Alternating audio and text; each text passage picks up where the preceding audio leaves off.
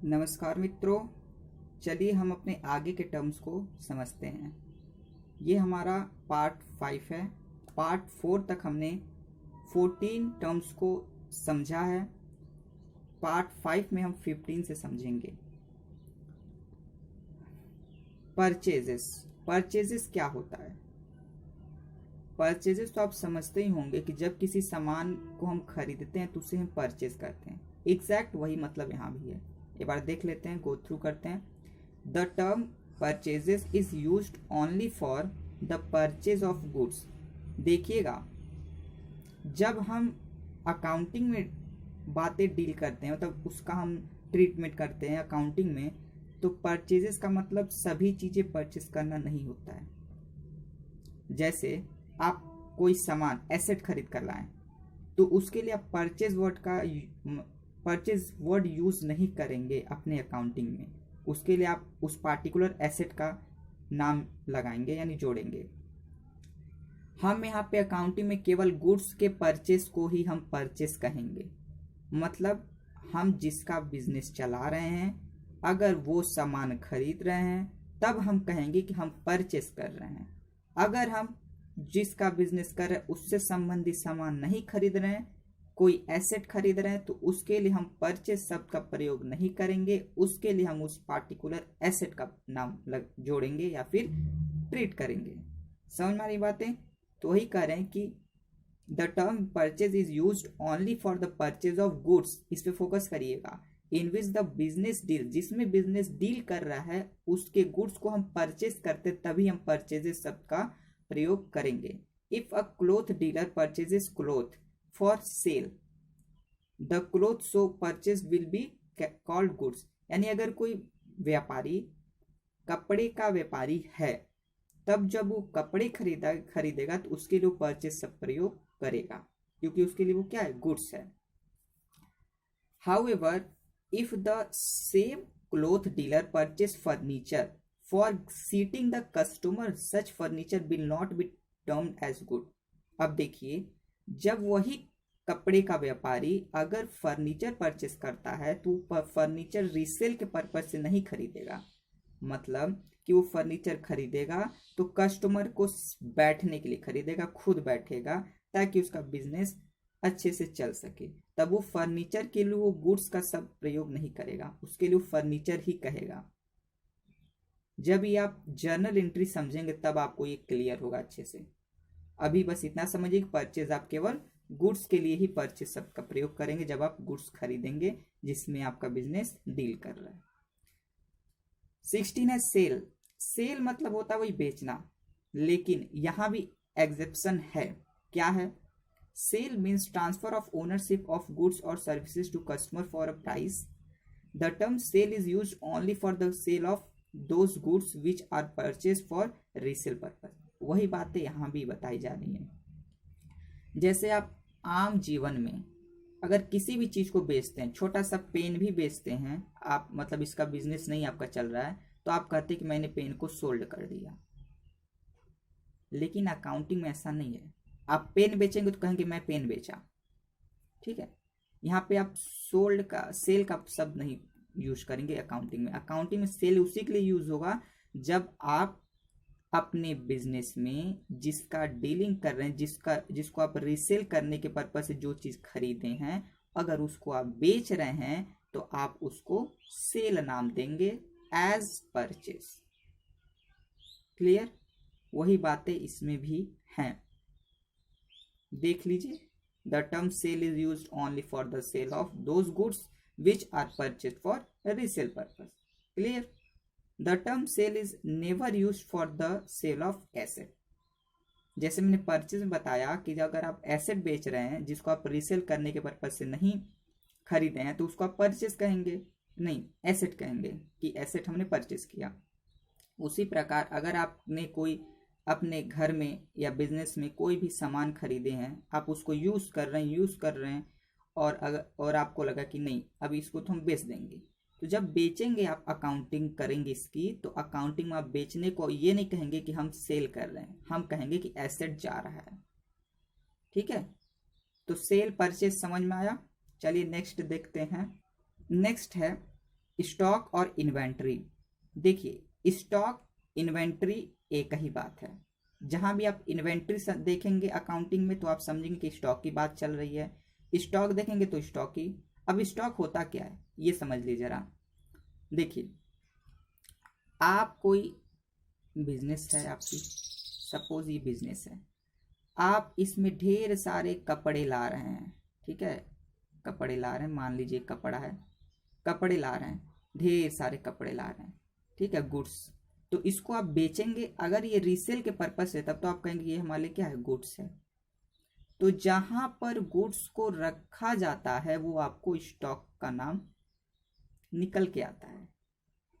मतलब स्टॉक ऐसा जगह है जहां पर ढेर सारे एक जैसे सामान रखे जाते हैं बेचने के पर्पज से, ठीक है, उसको स्टॉक कहते हैं। एक दो चीज आप बेचने के लिए रखें तो उसको स्टॉक नहीं कहेंगे, यानी कह भी सकते हैं क्योंकि उसको तो एक जगह पे मतलब उसको बेचना ही एक तरह से, तो स्टॉक हो सकता है। मतलब आप कह सकते हैं कि गुड्स का कॉम्बिनेशन स्टॉक है। देख लीजिए यहाँ पर, the term stock includes the value of those goods which are lying unsold at the end of accounting period. मतलब वही स्टॉक मतलब कि अकाउंटिंग पीरियड के अंत में जो भी चीजें बच जाती हैं मतलब सोल्ड नहीं हो पाती हैं, तो उसको हम कहते हैं स्टॉक हमारा है, ठीक है। मतलब स्टॉक का मतलब यही समझिए सिंपल भाषा में, लेमेन्स टर्म में, कि स्टॉक्स आर दी गुड्स, मतलब गुड्स को ही स्टॉक कहा गया है, ठीक है। अकाउंटिंग पीरियड मतलब कि जो कि हमारा 1 अप्रैल टू 31 मार्च चलता है, इसके बीच में आपने जितने सामान खरीदे हैं बेचने के उद्देश्य से, रखने के उद्देश्य से नहीं, तो वो आपके स्टॉक हैं या फिर इन्वेंट्री में। अब स्टॉक दो प्रकार से हो सकते हैं, opening stock, closing stock. Opening stock तब क्या है, क्लोजिंग स्टॉक क्या है, ये भी तो क्वेश्चन है। देखिए अगर आपने अकाउंटिंग पीरियड के अंतराल में कुछ स्टॉक रखें जिसे आपने बेच नहीं पाया, मतलब कि 1 अप्रैल टू 31 मार्च ये अकाउंटिंग पीरियड है, तो मान लीजिए आपका 1 अप्रैल से बिजनेस चल रहा था और 31 मार्च आ गया, आपका स्टॉक खत्म नहीं हुआ इस साल का, तो आप कहेंगे कि हमारा जो नेक्स्ट 1 अप्रैल आएगा उसमें जो स्टॉक बचेगा वो हमारा ओपनिंग स्टॉक हो जाएगा।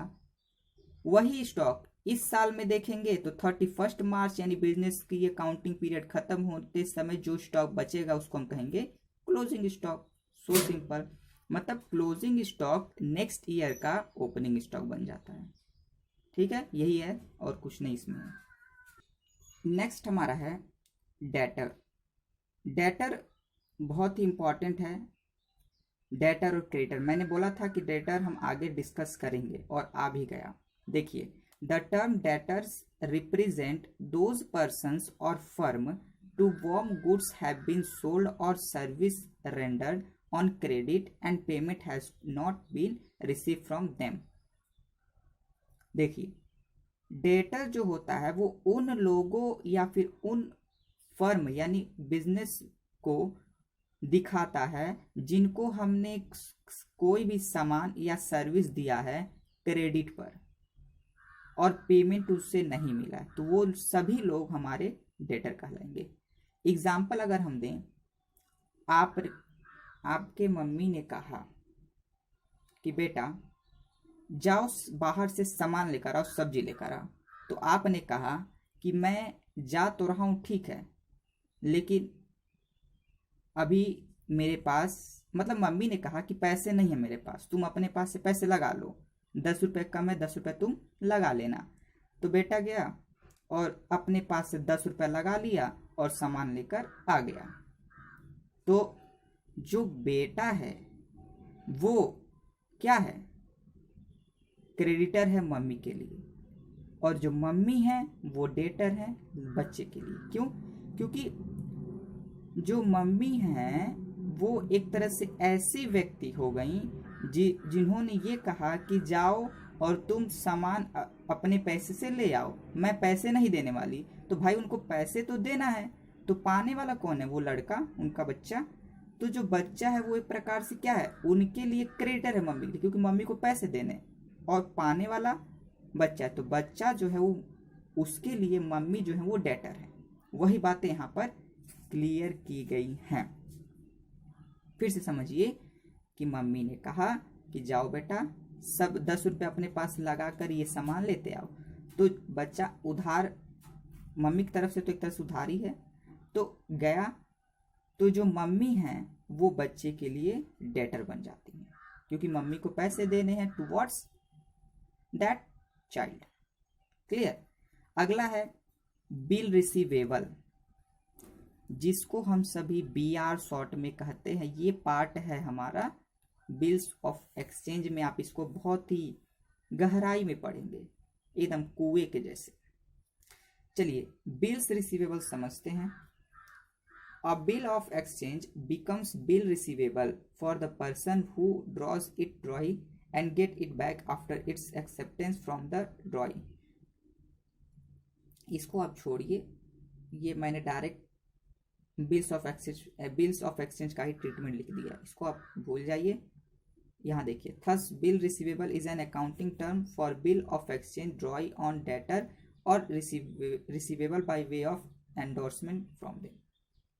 शॉर्ट मैं आपको बताता हूँ, अभी आपको ये समझ नहीं आ रहा हो क्योंकि मैंने ये लिखा है बिल्स ऑफ एक्सचेंज का, ठीक है। हालांकि आपके बुक में यही दिया है। देखिए, BR एक ऐसा डॉक्यूमेंट होता है, एक ऐसा बिल होता है, समझिएगा कि BR एक ऐसा डॉक्यूमेंट होता है। ये तब मिलता है, जैसे मान लीजिए दो लोग हैं आपस में डीलिंग कर रहे किसी सामान का। जैसे एक व्यक्ति है बेच रहा है, यानी दे रहा है, बेच रहा है एक तरह से किसी B पार्टी को। मान लीजिए A व्यक्ति है कोई, समझिएगा AB, दो व्यक्ति हैं, तो ये गुड्स दे रहा है इनको, लेकिन किस पे दे रहा है? क्रेडिट पर दे रहा है, ठीक। और इन्होंने कहा कि भाई 2 महीने बाद आप पैसे ले लीजिएगा। इन्होंने कहा कि आफ्टर 2 मंथ आप पैसे ले लीजिएगा से 10 रुपीज। मान लीजिए, सपोज करिए इन्होंने क्रेडिट सामान बेचा इनको, तो इन्होंने कहा कि आप आफ्टर 2 मंथ 10 रुपये हमसे ले लीजिएगा अपने सामान का। तो इन्होंने कहा ठीक है भाई हम ले लेंगे, लेकिन एक शर्त पर, आप हमको इसका कुछ प्रूफ दीजिए कि आप देंगे। मुंह से कुछ नहीं होता है, आजकल पेपर के जमाने हैं।